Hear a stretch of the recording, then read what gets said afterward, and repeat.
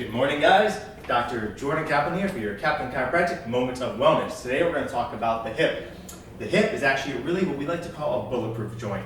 It's pretty stable. Unlike the shoulder, you're not going to have too much issue in there and you shouldn't have that much symptoms. So if you're having pain in your hip, you need to make sure A, it's not pathology, so get yourself an x-ray, get yourself an MRI to make sure the ligaments, the tendons, the ball and socket of the hip are clean. Now, if everything checks out okay, come to your chiropractor's office because they should have a pretty good ability in how to assess the hip. The hip can be affected by three things. First, the position of the hip in the ball and socket joint.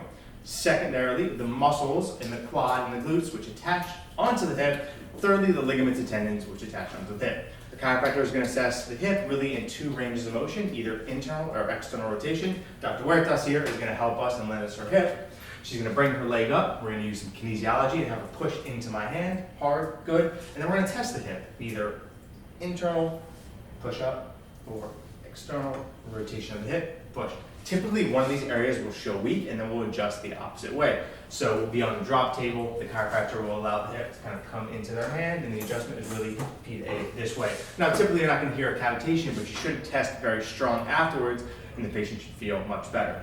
Secondarily, if we're working on the muscles, you're going to try and get either Graston technique or foam rolling or something to kind of clear out scar tissue and lengthen the hip. The quadricep which attaches on the hip. Lastly, there's a technique called ART, or there's manual therapies to work on strengthening and adhesing the tendon back into the hip. So she'll bring her leg up this way.